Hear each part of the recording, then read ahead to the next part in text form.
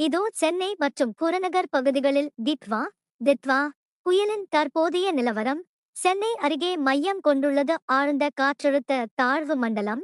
இன்னும் சற்று நேரத்தில் புயலாக மாற வாய்ப்பு. அடுத்த 24 மணி நேரத்துக்கு சென்னை, திருவள்ளூர், செங்கல்பட்டு மாவட்டங்களில் அதி கனமழை பெய்யும் என வானிலை ஆய்வு மையம் எச்சரிக்கை. வங்கக்கடலில் உருவான டிட்வா புயல் தற்போது வலுவிழந்து ஆழ்ந்த காற்றழுத்த தாழ்வு மண்டலமாக டீப் டிப்ரெஷன் மாறியுள்ளது. இது சென்னைக்கு கிழக்கே மிக அருகில் நிலை கொண்டுள்ளது. புயல் வலுவிழந்தாலும் அதன் தாக்கம் காரணமாக சென்னையில் தொடர்ந்து கனமழை பெய்து வருகிறது. முக்கிய அறிவிப்புகள்: பள்ளி, கல்லூரிகளுக்கு விடுமுறை.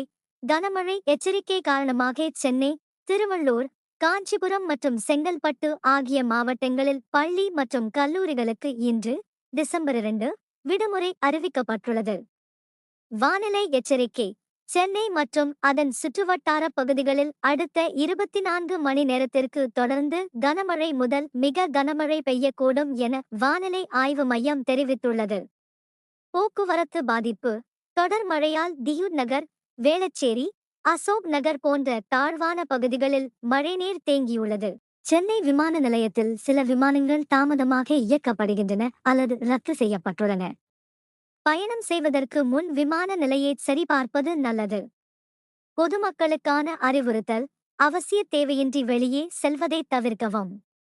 மின் கம்பங்கள் மற்றும் மரங்களுக்கு அருகே நிற்க வேண்டாம்.